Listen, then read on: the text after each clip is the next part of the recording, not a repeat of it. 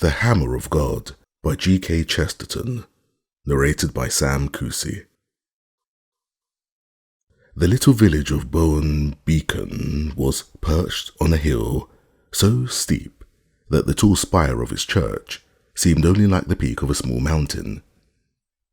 At the foot of the church stood a smithy, generally red, with fires and always littered with hammers and scraps of iron. Opposite to this, over a rude cross of cobbled paths, was the Blue Boar, the only inn of the place. It was upon this crossway, in the lifting of a leaden and silver daybreak, that two brothers met in the street and spoke, though one was beginning the day and the other finishing it. The Reverend and Honourable Wilfred Bohun was very devout and was making his way to some austere exercises of prayer or contemplation at dawn. Colonel to the Honourable Norman Bohun, his elder brother, was by no means devout, and was sitting in evening dress on the bench outside. The Blue Boar drinking what the philosophic observer was free to regard as either his last glass on Tuesday or his first on Wednesday. The Colonel was not particular. The Bohuns were one of the very few aristocratic families really dating from the Middle Ages, and their pennon had actually seen Palestine. But it is a great mistake to suppose that such houses stand high in chivalric tradition. Few, except the poor, preserve traditions. Aristocrats live not in traditions but in fashions. The Bohuns had been Mohocks under Queen Anne and Mashers under Queen Victoria. But like more than one of the really ancient houses, they had rotted in the last 2 centuries into mere drunkards and dandy degenerates, till there had even come a whisper of insanity. Certainly there was something hardly human about the Colonel's wolfish pursuit of pleasure, and his chronic resolution not to go home till morning had a touch of the hideous clarity of insomnia. He was a tall, fine animal, elderly, but with hair still startlingly yellow. He would have looked merely blonde and leonine, but his blue eyes were sunk so deep in his face that they looked black. They were a little too close together. He had very long yellow moustache, on each side of them a fold or furrow from nostril to jaw, so that a sneer seemed cut into his face. Over his evening clothes he wore a curious pale yellow coat that looked more like a very light dressing gown than an overcoat, and on the back of his head was stuck an extraordinary broad-brimmed hat of a bright green colour, evidently some oriental curiosity caught up at random. He was proud of appearing in such incongruous attires, proud of the fact that he always made them look congruous. His brother, the curate, had also the yellow hair and the elegance, but he was buttoned up to the chin in black, and his face was clean-shaven, cultivated, and a little nervous.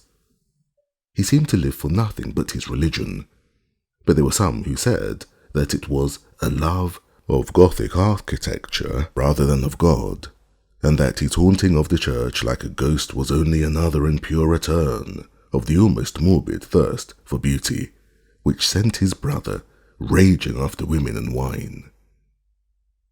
This charge was doubtful, while the man's practical piety was indubitable.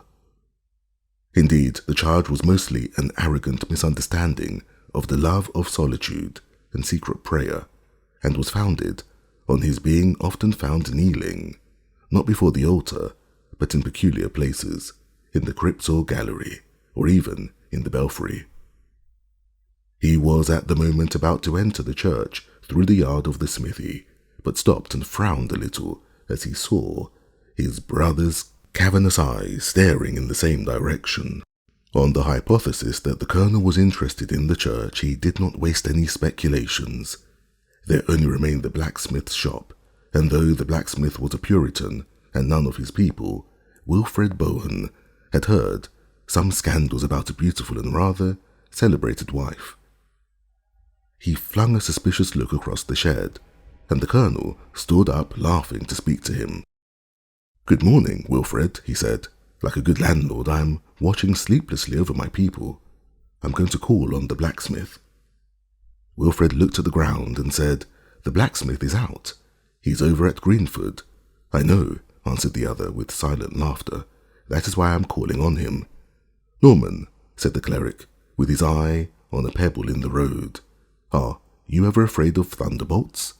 "What do you mean?" asked the colonel. "Is your hobby meteorology?"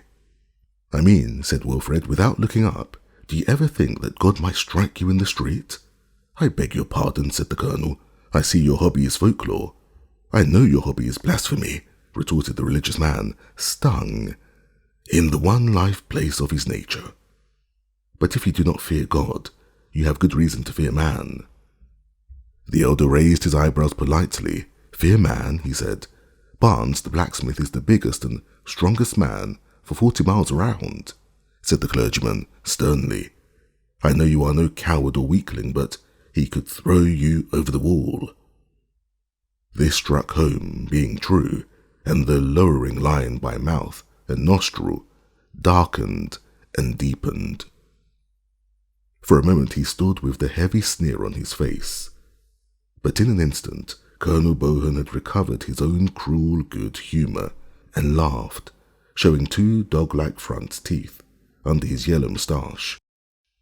"In that case, my dear Wilfred," he said, quite carelessly, "it was wise for the last of the Bohuns to come out partially in armour." And he took off the queer round hat covered with green, showing that it was lined with steel. Wilfred recognized it indeed as a light Japanese or Chinese helmet torn down from a trophy that hung in the old family hall. "It was the first hat to hand," explained his brother airily. "Always the nearest hat and the nearest woman." "The blacksmith is away at Greenford," said Wilfred quietly. "The time of his return is unsettled." And with that he turned and went into the church with bowed head, crossing himself like one who wishes to be quit of an unclean spirit. He was anxious to forget such grossness in the cool twilight of his tall, Gothic cloisters, but on that morning it was fated that his still round of religious exercises should be everywhere arrested by small shocks. As he entered the church, hitherto always empty at that hour, a kneeling figure rose hastily to its feet and came towards the full daylight of the doorway. When the curate saw it, he stood still with surprise, for the early worshipper was none other than the village idiot, a nephew of the blacksmith, one who neither would nor could care for the church or for anything else. He was always called Mad Joe, and seemed to have no other name. He was a dark, strong, slouching lad with a heavy white face, dark straight hair, and a mouth always open. As he passed the priest, his moon-carved countenance gave no hint of what he had been doing or thinking of. He had never been known to pray before. What sort of prayers was he saying now? Extraordinary prayers, surely. Wilfred Bohun stood rooted to the spot long enough to see the idiot go into the sunshine, and even to see his dissolute brother hail him with a sort of avuncular jocularity. The last thing he saw was the colonel throwing pennies at the open mouth of Joe, with the serious appearance of trying to hit it. This ugly sunlit picture of the stupidity and cruelty of the earth sent the ascetic finally to his prayers for purification and to new thoughts. He went up to a pew in the gallery, which brought him under a coloured window, which he loved and always quieted his spirit, a blue window with an angel carrying lilies. There he began to think less about the half-wit, and, with his livid face and mouth like a fish, he began to think less of his evil brother, pacing like a lean lion in his horrible hunger. He sank deeper and deeper into those cold and sweet colours of silver blossoms and sapphire sky. In this place, half an hour afterwards, he was found by Gibbs, the village cobbler, who had been sent for him in some haste. He got to his feet with promptitude, for he knew that no small matter would have brought Gibbs into such a place at all. The cobbler was, as in many villages, an atheist, and his appearance in church was a shade more extraordinary than Mad Joe's. It was a morning of theological enigmas. "What is it?" asked Wilfred Bohun, rather stiffly, but putting out a trembling hand for his hat. The atheist spoke in a tone that, coming from him, was quite startlingly respectful, and even, as it were, huskily sympathetic. "You must excuse me, sir," he said in a hoarse whisper, "but we didn't think it right not to let you know at once. I'm afraid a rather dreadful thing has happened, sir. I'm afraid your brother—" Wilfred clenched his frail hands. "What devilry has he done now?" he cried in voluntary passion. "Why, sir," said the cobbler, coughing, "I'm afraid he's done nothing, and won't do anything. I'm afraid he's done for. You had really better come down, sir." The curate followed the cobbler down a short winding stair, which brought them out at an entrance rather higher than the street. Bohun saw the tragedy in one glance, flat underneath him like a plan. In the yard of the smithy were standing 5 or 6 men, mostly in black, one in an inspector's uniform. They included the doctor, the Presbyterian minister, and the priest from the Roman Catholic chapel, to which the blacksmith's wife belonged. The latter was speaking to her indeed very rapidly, in an undertone, as she, a magnificent woman with red gold hair, was sobbing blindly on a bench. Between these two groups, and just clear of the main heap of hammers, lay a man in evening dress, spread, eagled, and flat on his face. From the height above, Wilfred could have sworn to every item of his costume and appearance, down to the Bohun rings upon his fingers, but the skull was only a hideous splash, like a star of blackness and blood. Wilfred Bohun gave but one glance and ran down the steps into the yard. The doctor, who was the family physician, saluted him, but he scarcely took any notice. He could only stammer out, "My brother is dead. What does it mean? What is this horrible mystery?" There was an unhappy silence, and then the cobbler, the most outspoken man present, answered, "Plenty of horror, sir," he said, "but not much mystery." "What do you mean?" asked Wilfred, with a white face. "It's plain enough," answered Gibbs. "There is only one man for 40 miles round that could have struck such a blow as that, and he's the man that had most reason to." "We must not prejudge anything," put in the doctor, a tall, black-bearded man, rather nervously, "but it is competent for me to corroborate what Mr. Gibbs says about the nature of the blow, sir. It is an incredible blow. Mr. Gibbs says that only one man in this district could have done it. I should have said myself that nobody could have done it."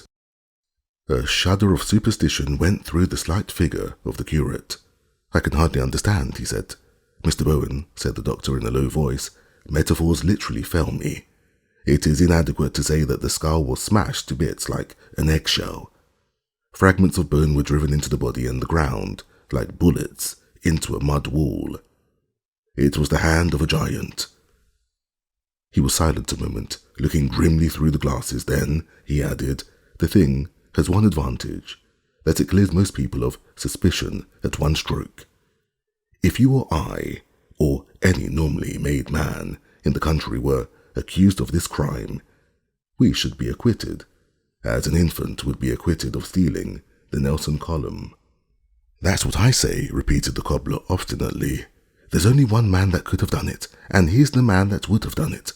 Where's Simeon Barnes, the blacksmith?"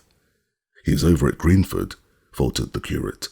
"More likely over in France," muttered the cobbler. "No, he's in neither of those places," said the small and colourless voice which came from the little Roman priest who had joined the group. "As a matter of fact, he's coming up the road at this moment." The little priest was not an interesting man to look at, having stubbly brown hair and a round and stolid face. But if he had been as splendid as Apollo, no one would have looked at him at that moment. Everyone turned round and peered at the pathway which wound across the plain below, along which was indeed walking, at his own huge stride and with a hammer on his shoulder, Simeon the smith. He was a bony and gigantic man, with deep, dark, sinister eyes and a dark chin beard. He was walking and talking quietly with two other men, and though he was never specially cheerful, he seemed quite at his ease. "My God!" cried the atheistic cobbler, "and there's the hammer he did it with." "No," said the inspector, a sensible-looking man with a sandy moustache, speaking for the first time. "There's the hammer he did it with, over there by the church wall. We have left it and the body exactly as they are." All glanced round, and the short priest went across and looked down in silence at the tool where it lay. It was one of the smallest and the lightest of the hammers, and would not have caught the eye among the rest, but on the iron edge of it were blood and yellow hair. After a silence, the short priest spoke without looking up, and there was a new note in his dull voice. "Mr. Gibbs was hardly right," he said, "in saying that there is no mystery. There is at least the mystery of why so big a man should attempt so big a blow with so little a hammer." "Oh, never mind that," cried Gibbs in a fever. "What are we to do with Simeon Barnes?" "Leave him alone," said the priest quietly. "He is coming here of himself. I know those two men with him. They are very good fellows from Greenford, and they've come over about the Presbyterian chapel." Even as he spoke, the tall smith swung round the corner of the church and strode into his own yard. Then he stood there quite still, and the hammer fell from his hand. The inspector, who had preserved impenetrable propriety, immediately went up to him. "I won't ask you, Mr. Barnes," he said, "whether you know anything about what has happened here. You are not bound to say. I hope you don't know, and that you will be able to prove it. But I must go through the form of arresting you, in the King's name, for the murder of Colonel Norman Bohun." "You are not bound to say anything," said the cobbler in officious excitement. "They've got to prove everything. They haven't proved yet that it is Colonel Bohun, with the head all smashed up like that." "That won't wash," said the doctor aside to the priest. "That's out of the detective stories. I was the Colonel's medical man, and I knew his body better than he did. He had very fine hands, but quite peculiar ones. The second and third fingers were the same length. Oh, that's the Colonel right enough." As he glanced at the brained corpse upon the ground, the iron eyes of the motionless blacksmith followed them and rested there also. "Is Colonel Bohun dead?" said the smith quite calmly. "Then he's damned. Don't say anything. Oh, don't say anything," cried the atheist cobbler, dancing about in an ecstasy of admiration of the English legal system, for no man is such a legalist as the good secularist. The blacksmith turned on him over his shoulder the august face of a fanatic. "It's well for you infidels to dodge like foxes because the world's laws favours you," he said, "but God guards his own in his pocket, as you shall see this day." Then he pointed to the colonel and said, "When did this dog die in his sins?" "Moderate your language," said the doctor. "Moderate the Bible's language, and I'll moderate mine. When did he die?" "I saw him alive at 6 o'clock this morning," stammered Wilfred Bohun. "God is good," said the smith. "Mr. Inspector, I have not the slightest objection to being arrested. It is you who may object to arresting me. I don't mind leaving the court without a stain on my character. You do mind, perhaps, leaving the court with a bad setback in your career." The solid inspector, for the first time, looked at the blacksmith with a lively eye, as did everybody else, except the short, strange priest, who was still looking down at the little hammer that had dealt the dreadful blow. "There are two men standing outside this shop," went on the blacksmith, with ponderous lucidity, good tradesmen in Greenford, whom you all know, who will swear that they saw me from before midnight till daybreak and long after in the committee room of our revival mission, which sits all night. We save souls so fast. In Greenford itself, 20 people could swear to me for all that time. If I were a heathen, Mr. Inspector, I would let you walk on to your downfall. But as a Christian man, I feel bound to give you your chance and ask whether you will hear my alibi now or in court. The inspector seemed for the first time disturbed and said, "Of course I should be glad to clear you altogether now."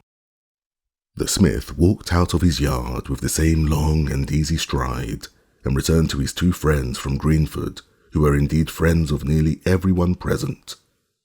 Each of them said a few words which no one ever thought of disbelieving.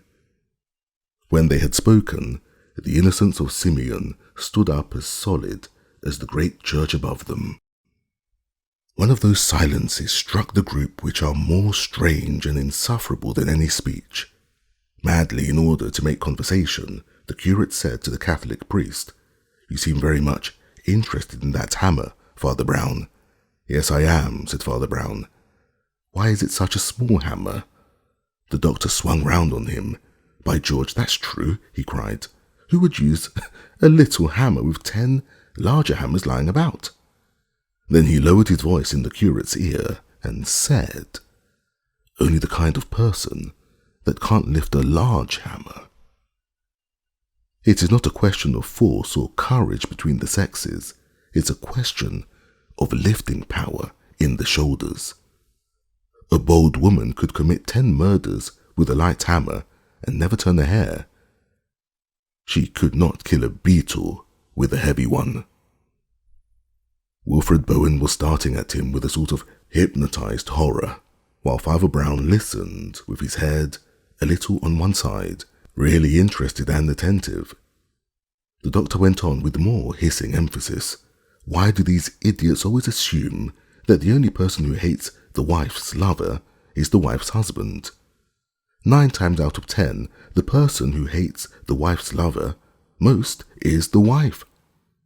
Who knows what insolence or treachery he had shown her? Look there." He made a momentary gesture towards the red-haired woman on the bench.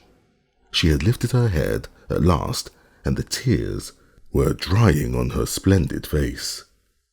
But the eyes were fixed on the corpse with an electric glare that had in it something of idiocy. The Reverend Wilfred Bohun made a limp gesture as if waving away all desire to know, but Father Brown, dusting off his sleeve some ashes blown from the surface, spoke in his indifferent way. "You are like so many doctors," he said. "Your mental science is really suggestive. It is your physical science that is utterly impossible. I agree that the woman wants to kill the correspondent much more than the petitioner does, and I agree that a woman will always pick up a small hammer instead of a big one. But the difficulty is one of physical impossibility. No woman ever born could have smashed a man's skull out flat like that." Then he added reflectively, after a pause, "These people haven't grasped the whole of it. The man was actually wearing an iron helmet, and the blow scattered it like broken glass. Look at that woman. Look at her arms." Silence held them all up again, and then the doctor said rather sulkily, "Well, I may be wrong, there are objections to everything, but I stick to the main point. No man but an idiot would pick up that little hammer if he could use a big hammer." With that, the lean and quivering hands of Wilfred Bohun went up to his head and seemed to clutch his scanty yellow hair. After an instant they dropped, and he cried, "That was the word I wanted. You have said the word." Then he continued, mastering his discomposure. "The words you said were, 'No man but an idiot would pick up the small hammer.'" "Yes," said the doctor. Well, said the curate, "no man but an idiot did." The rest stared at him with eyes arrested and riveted, and he went on in a febrile and feminine agitation. "I am a priest," he cried unsteadily, "and a priest should be no shedder of blood. I mean that he should bring no one to the gallows. And I thank God that I see the criminal clearly now, because he is a criminal who cannot be brought to the gallows." "You will not denounce him?" inquired the doctor. "He would not be hanged if I did denounce him," answered Wilfred, with a wild but curiously happy smile. "When I went into the church this morning, I found a madman praying there. That poor Joe, who has been wrong all his life. God knows what he prayed, but with such strange folk it is not incredible to suppose that their prayers are all upside down. Very likely a lunatic would pray before killing a man. When I last saw poor Joe, he was with my brother. My brother was mocking him." "By Jove!" cried the doctor. "This is talking at last. But how do you explain?" The Reverend Wilfred was almost trembling with the excitement of his own glimpse of the truth. Don't you see, he cried feverishly, that is the only theory that covers both the queer things, that answers both the riddles? The two riddles are the little hammer and the big blow. The smith might have struck the big blow, but would not have chosen the little hammer. His wife would have chosen the little hammer, but she could not have struck the big blow. But the madman might have done both. As for the little hammer, why, he was mad and might have picked up anything. And for the big blow, have you never heard, Doctor, that a maniac, in his paroxysm, may have the strength of 10 men? The doctor drew a deep breath and then said, "By golly, I believe you've got it." Father Brown had fixed his eyes on the speaker so long and steadily as to prove that his large, grey, ox-like eyes were not quite so insignificant as the rest of his face. When silence had fallen, he said with marked respect, "Mr. Bohun, yours is the only theory yet propounded which holds water every way and is essentially unassailable. I think, therefore, that you deserve to be told, on my positive knowledge, that it is not the true one." And with that, the old little man walked away and stared again at the hammer. "The fellow seems to know more than he ought to," whispered the doctor peevishly to Wilfred. "Those popish priests are deucedly sly." No, said Bohun, with a sort of wild fatigue. "It was lunatic. It was the lunatic." The group of the two clerics and the doctor had fallen away from the more official group containing the inspector and the man he had arrested. Now, however, that their own party had broken up, they heard voices from the others.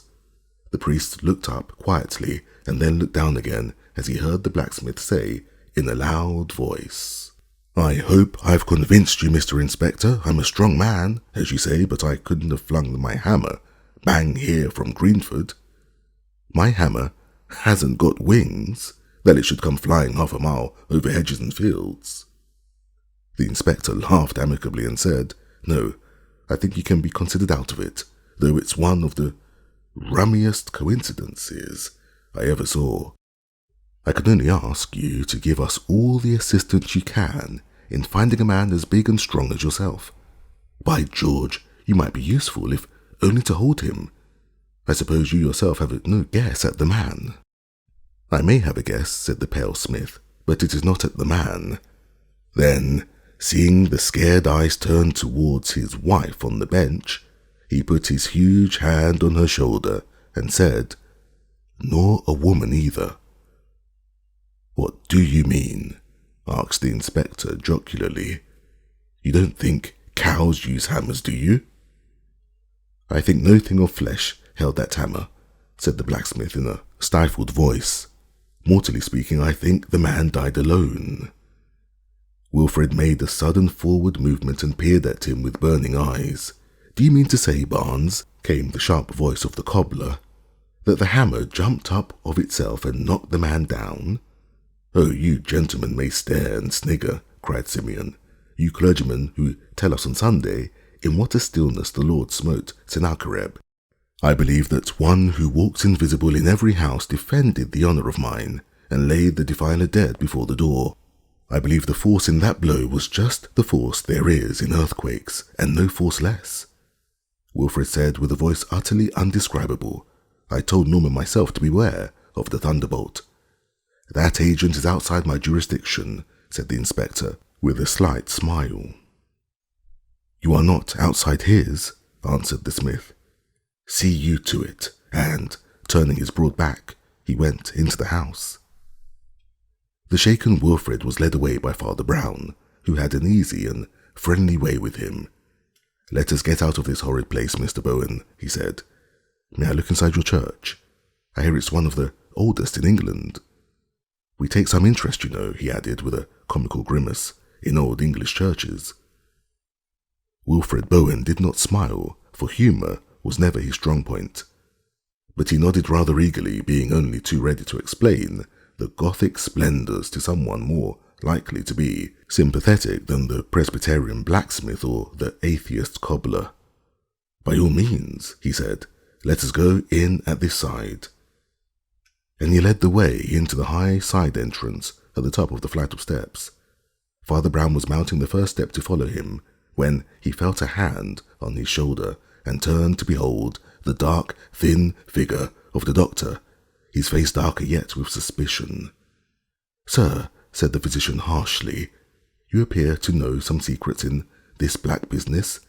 May I ask if you are going to keep them to yourself?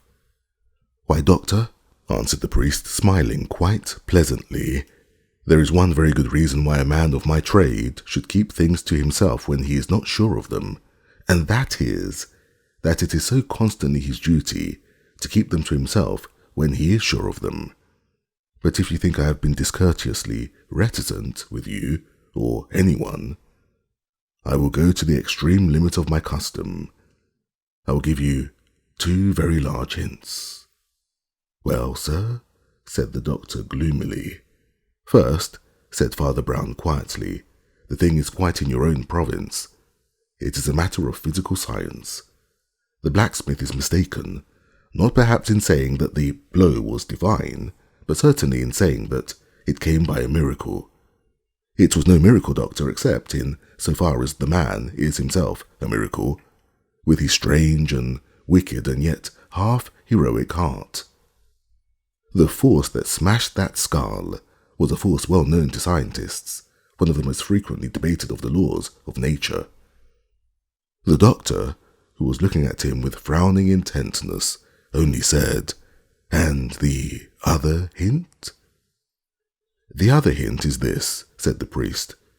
Do you remember the blacksmith, though he believes in miracles, talking scornfully of the impossible fairy tale that his hammer had wings and flew 1/2 a mile across the country?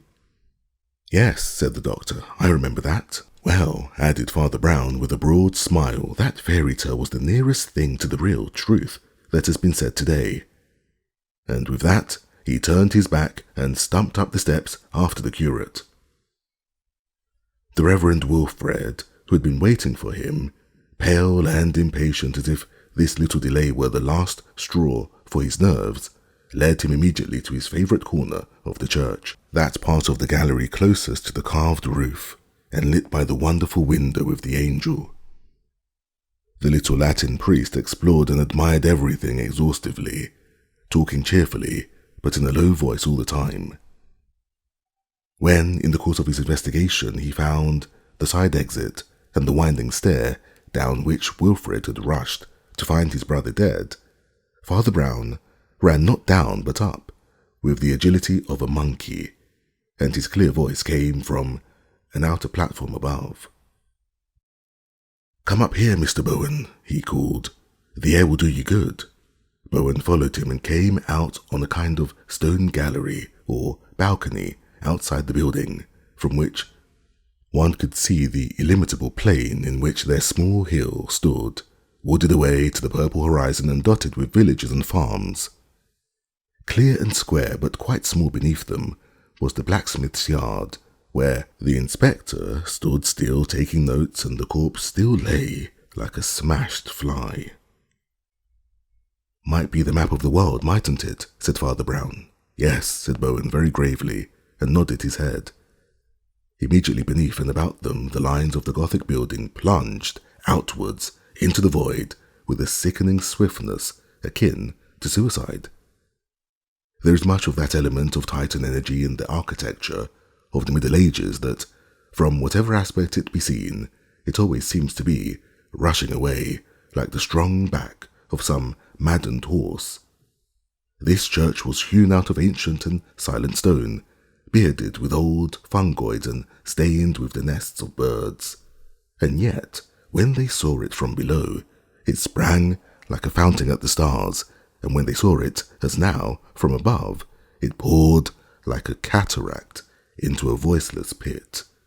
For these two men on the tower were left alone with the most terrible aspect of Gothic, the monstrous foreshortening and disproportion, the dizzy perspectives, the glimpses of great things small and small things great, a topsy-turvydom of stone in the mid-air.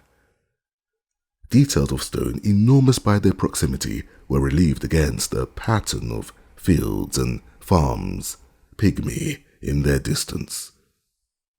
A carved bird or beast at a corner seemed like some vast walking or flying dragon, wasting the parches and villages below.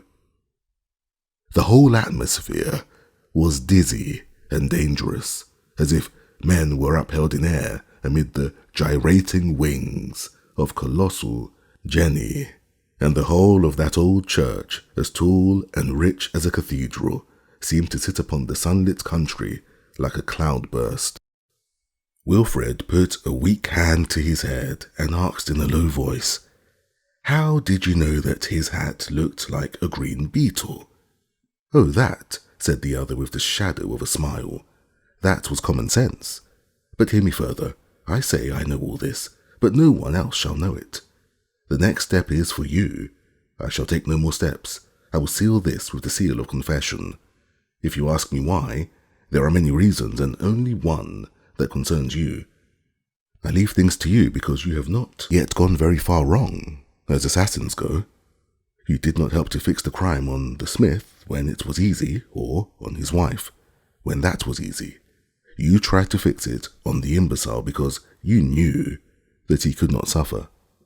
That was one of the gleams that it is my business to find in assassins.